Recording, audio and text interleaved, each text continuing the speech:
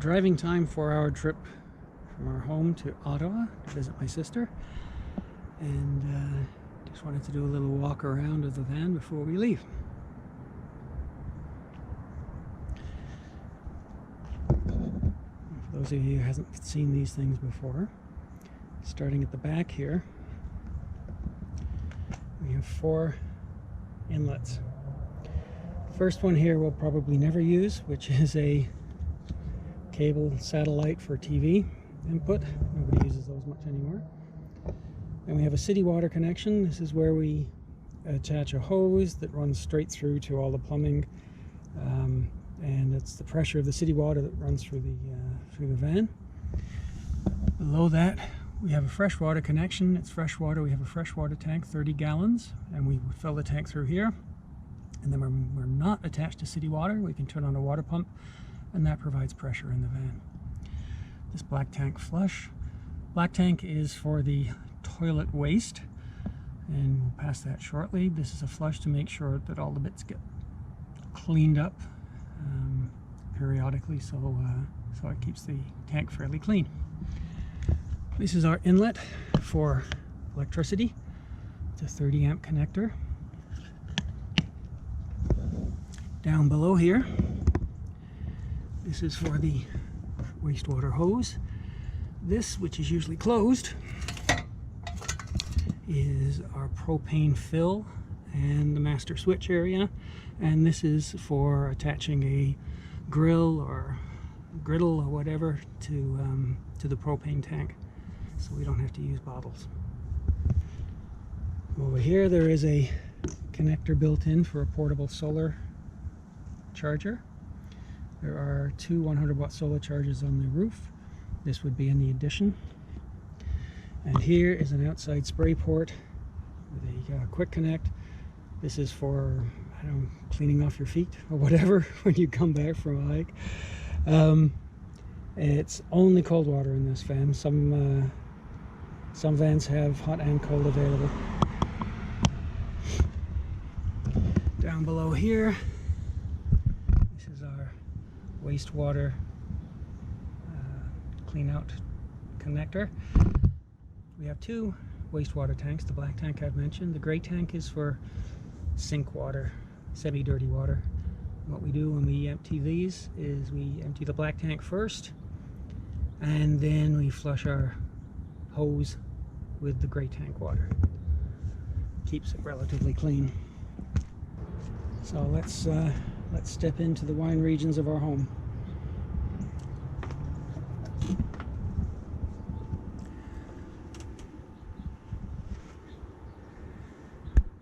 This is the fairly standard cab of a 2019 Ford Transit. Let's take a look down the coach. We have winterized this, but we are still going to be using it. All right, down here, fire extinguisher. And you can see down here, perhaps hear it, I don't know. This is one of the 3 hot air registers from our Truma Combi furnace.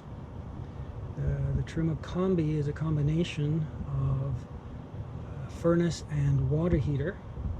The water section is shut off for the winter, but we're running the furnace now to try and get rid of some of the condensation in the van this morning. Our galley. We have 3 nice drawers here. Underneath, that is a register for the Truma the Truma Combi water and furnace. Nice features here. We have a nice sink, which is a decent size.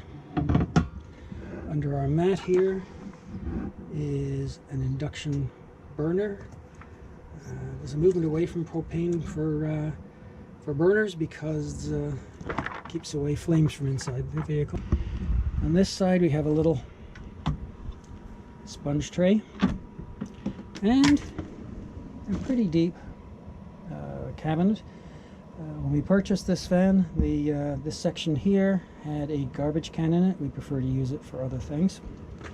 In the back you see our couch, which extends out to join these to make a bed. This is our swinging Lagoon table, which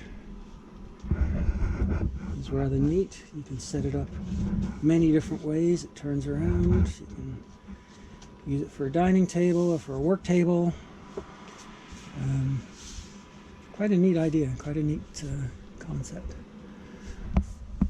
Over here you see a charging center, 2 USB ports and a 12-volt port and 120-volt outlet. And there's another one of the Truma hot air registers there. Under here is our main fuse panel and a CO detector.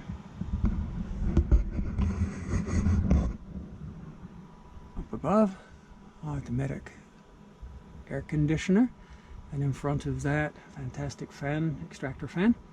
There's a TV partially covered here. We may be removing that. We don't see ourselves using it.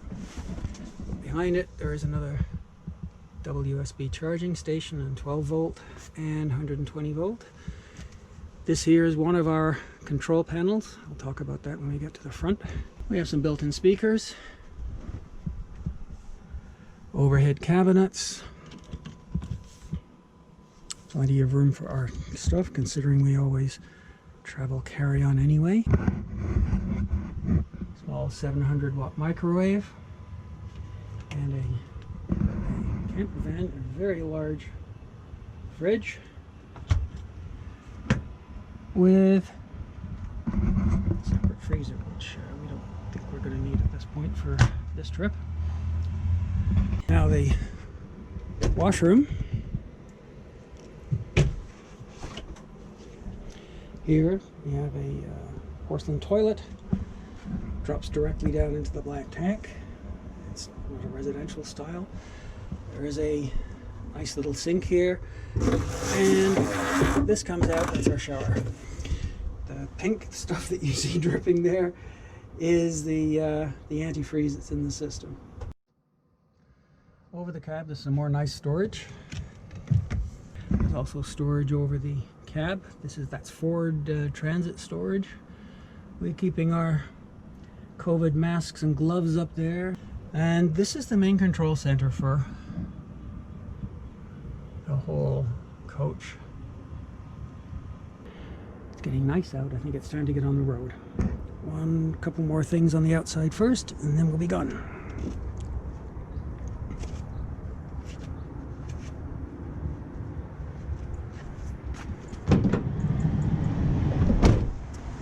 Up above, that's the awning, full length. And here you can see dripping right now. This is the exhaust for the Truma, and outside here is another 120-volt outlet, which is ground fault protected. That's pretty much it. There's more stuff underneath, but I'm not going to bother with it right now. 5,000-pound hitch, which we will probably only ever use for a bike rack or a storage bin or something like that.